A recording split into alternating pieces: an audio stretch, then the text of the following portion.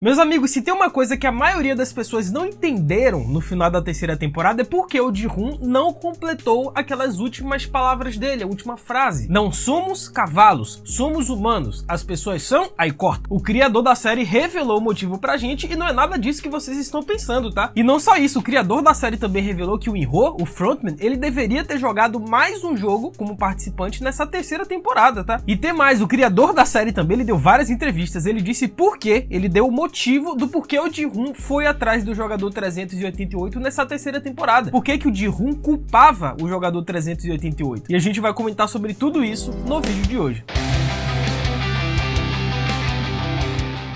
Hello my friends geek, na voz, e pra gente entender o motivo do Ji-hoon não ter completado a frase no final da terceira temporada de Round 6, a gente primeiro precisa entender todo o contexto do personagem nessa temporada, porque Round 6 entrega uma narrativa super bem amarrada que sabe a hora certa de começar, crescer e terminar em suas 3 temporadas, e agora dá pra perceber com clareza como as pistas estavam ali desde o começo, né, plantadas com cuidado, preparando a gente pro desfecho e reforçando os principais temas da série. E vocês lembram de quando a gente conheceu o Ji-hoon lá na primeira temporada, no primeiro episódio? Era um cara totalmente largado, era desleixado, ele mal tinha condições de cuidar da própria filha, e ele vivia apostando naquela corrida de cavalos, justamente tentando ganhar uma grana pra levar a menina pra um passeio no aniversário dela. Ele até tem sorte naquele dia, né, só que o dinheiro some rapidinho levado pela Sae-bik, que ele reencontra mais tarde nos jogos. E a metáfora dos cavalos como peças de entretenimento, né, usados para a diversão dos outros, volta várias vezes na série. E enquanto o Ji-hoon discute com o frontman e o criador dos jogos Linan, vai ficando claro, os jogadores são tratados como animais de corrida, algo que no fundo nunca deixou de ser o foco da crítica da série. Ou seja, eles são humanos, mas foram reduzidos a apostas, e o Ji-hoon ele nunca engoliu essa narrativa. Tanto que suas últimas palavras foram justamente essas, né? Não somos cavalos, que é uma referência ao primeiro episódio da primeira temporada. E mais do que tentar acabar com os jogos, o Ji-hoon sempre discutiu com os vilões da série sobre uma questão bem maior. Ele acredita que as pessoas ainda têm bondade dentro de si. E um dos momentos mais fortes da série mostra ele debatendo isso com o Linan, já nos seus últimos momentos de vida. Os dois fazem uma última aposta que é: será que alguém vai ajudar um morador de rua congelando no frio? O Ji-hoon acredita que sim, e quando o estranho chama a polícia, ele se agarra aquilo como se fosse a prova de que a humanidade vale a pena, cara. E essa cena meio que acaba se tornando uma bússola moral pro personagem do Ji-hoon desde então, né? Segunda, terceira temporada, ele nunca mudou. E o Ji-hoon, ele parece ter razão, pelo menos em partes, porque nessa terceira temporada a gente viu vários jogadores tentando se ajudar mutuamente, né? Mesmo que isso signifique abrir mão do dinheiro ou sequer da própria vida. Várias dessas pessoas tomam decisões difíceis e ainda assim escolhem ajudar o outro. O próprio Ji-hoon morre por esse mesmo ideal. Ele acredita que salvar aquela criança vale mais do que qualquer prêmio. E a última coisa que ele diz antes de cair da torre no final é exatamente isso: nós não somos cavalos, nós somos humanos. Humanos são? E aí é que entra o criador da série, né, o Young, criador de Round 6, porque ele disse em uma entrevista recente, né, ao Netflix Converse, do porquê ele optou por este momento, por essas frases finais. E ele disse que isso foi 100% intencional, tá? Segundo ele, resumir o que significa ser humano em uma frase só seria simplista demais, e a humanidade é complexa, é cheia de contradições. E se ele escrevesse uma fala muito fechada, o impacto da mensagem seria diluído. Então ele decidiu deixar a última palavra para as ações do Ji-hoon, que no fim das contas falam mais alto que qualquer diálogo. Então a série explorou como que as pessoas agem sob pressão. Alguns se sacrificam, outros nem conseguem entender por que faria isso por um estranho, tem gente focada só no dinheiro, e tem outras pessoas como o Ji-hoon, que embora ele também precise desesperadamente daquele dinheiro, assim como todos que estão dentro ali daquele jogo, só que ele não suja as suas mãos dessa forma. A escolha dele, por mais polêmica que tenha sido, encerra o ciclo do personagem de forma completamente trágica, porém coerente com tudo que o Round 6 fez até o presente momento. É o que eu disse pra você, se você pega desde a primeira temporada até aqui, é um final coerente pro Ji-hoon. Você pode não ter gostado do bebê no final e das ações criativas que o roteiro tomou, mas é coerente com tudo que eles construíram do personagem do Ji-hoon, que sempre foi o protagonista, é coerente. E não só isso, né, o criador de Round 6, né, o Young, ele revelou também que o In-ho, ele deveria ter participado de mais um jogo nessa terceira temporada, só que essa ideia foi cancelada. Afinal, depois que a terceira e última temporada foi lançada, o criador da série revelou que quase colocou o vilão mais icônico de volta por um pouco mais de tempo. E um dos maiores choques da segunda temporada foi justamente quando o frontman se disfarça como um dos jogadores para observar de perto o plano do Ji-hoon, de derrubar os jogos e até mesmo manipular os resultados por dentro, né? E durante a rebelião que rola após o terceiro desafio,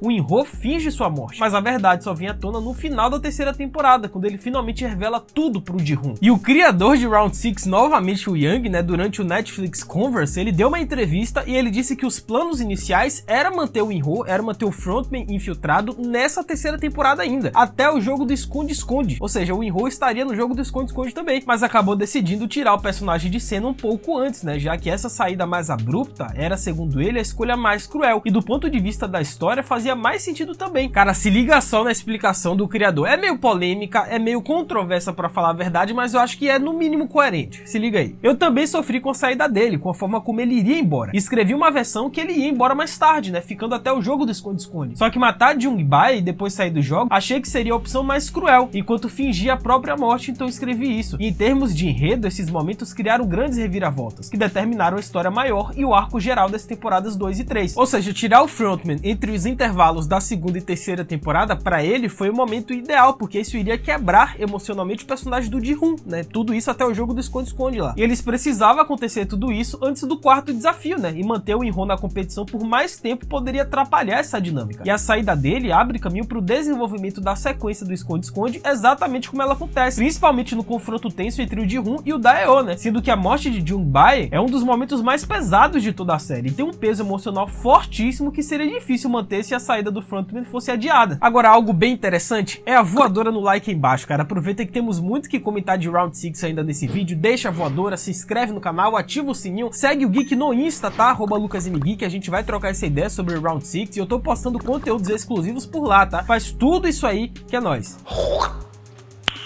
Nice. Então, cara, basicamente, né, o criador de Round 6, ele disse que se ele tivesse mantido o In-ho, o frontman, até essa terceira temporada como um dos participantes, um dos jogadores infiltrados, ele teria que mudar basicamente todo o roteiro da terceira temporada, toda a dinâmica entre os personagens. E isso talvez jogasse o jogo do esconde-esconde pra dentro da segunda temporada, o que acabaria acelerando outros acontecimentos importantes. Ou pior, o grande final da segunda temporada, né, a tentativa de rebelião, perderia o impacto, já que teria que ser jogado pro começo da terceira. E isso mexeria completamente com a lógica e o ritmo narrativo dos episódios finais, cara. Então, no fim das contas, nessa decisão de você retirar o In-ho na segunda temporada foi essencial para poder manter o equilíbrio ali da história, da narrativa, e também para as reviravoltas que vinham a seguir, cara. Foi no time perfeito, na minha opinião. É uma escolha difícil? Não tenho a menor dúvida disso, cara. Só que narrativamente, para mim, foi a escolha certa. Ele saiu no momento exato. Sendo que o criador da série também, ele explicou em uma entrevista por que o Ji-hoon, nessa terceira temporada, ele culpa tanto o jogador 388, que foi aquele que não entregou as armas lá na rebelião na segunda temporada. Lembremos que o 388 não levou as munições pra galera lá na rebelião e o Ji-hoon simplesmente estava atrás dele, velho. Porém, durante uma entrevista com The Hollywood Reporter, né, o criador de Round 6, o Young, ele explicou o motivo do porquê ele fez isso. E é exatamente o que eu disse anteriormente. O Ji-hoon, ele achava que a culpa desse fracasso, dessa rebelião que ele teve na segunda temporada, foi do 388. E como esse sentimento empurrou para um pecado original, ou seja, sua primeira morte. Segundo ele, no final da segunda temporada, ele fracassa na rebelião. Ele perde as pessoas com quem havia se unido, inclusive seu melhor amigo. Mas eu queria ir mais fundo na terceira temporada. Eu quis mostrar o peso dessa culpa e como toda aquela tragédia consome o Ji-hoon completamente. Ele não aguenta mais. E segundo o Young, como eu disse, o Ji-hoon ele culpa o fracasso dessa rebelião justamente no Daeho, né, no jogador 388, como se tudo que tivesse acontecido de errado fosse somente culpa dele, né? Como se o Ji-hoon não tivesse levado meia pá de gente lá pra morte. Na verdade é essa também. E eu até argumentei, né, em um vídeo anterior aqui no canal, que eles só fizeram o Ji-hoon matar o 388 no jogo do esconde-esconde porque ele tinha que matar alguém, né? O Ji-hoon não iria terminar ali no esconde-esconde. E a única forma de você sobreviver é matando outra pessoa, ou então conseguindo se esconder a tempo. Só que o Ji-hoon ele matou mesmo, cara. Ele foi com sangue nos olhos. Ele realmente acreditava que aquele sujeito, o 388, era o culpado. E o Ji-hoon foi lá e fez o serviço, velho. Segundo o criador Young, esse daí é um pecado irreparável pro personagem do Ji-hoon. É quando a sua moralidade foi completamente quebrada. E o frontman, que estava assistindo nas câmeras de segurança, ele ficou feliz. E o Young, ele comentou também sobre os desafios que enfrentou ao escrever esse trecho da história. Ele admitiu que o processo de desenvolver esse lado sombrio do Ji-hoon, principalmente depois do jogo do esconde-esconde, foi uma das partes mais difíceis da série. Escrever esse arco, mostrar como o Ji-hoon estava naquele estado mental e como ele iria se reerguer foi o maior desafio. Tive muitas dificuldades com isso, mas o que consegui criar, espero que o público consiga entender e aceitar depois de ver toda a temporada. E esse episódio marca o fundo do poço pro Ji-hoon. Pela primeira vez ele abandonou seu código moral e mergulhou na violência ao perceber perseguir eventualmente e matar o Daeho. E antes de tirar a vida do seu ex-aliado, o Ji-hoon ainda o confronta. No 388 confessa que inventou ter experiência militar só para ser aceito na equipe, e que na hora da rebelião ele entrou em pânico e travou. Por isso que ele não trouxe a munição. Só que mesmo com essa explicação, o Ji-hoon ele não perdoa, ele decide estrangulá-lo até a morte, ignorando qualquer chance de redenção. Essa escolha, né, embora pesada e controversa, simplesmente dividiu os fãs, né, que achavam que o Ji-hoon era um personagem incorruptível, que não tinha como você corromper o Ji-hoon, mas na verdade ele quebrou seu código moral, cara. Tudo isso era necessário para mostrar o quanto a culpa havia distorcido a mente do Ji-hoon depois da falha na rebelião. E mesmo sem fazer um discurso arrependido nos momentos finais da série, as ações do Ji-hoon falam por si.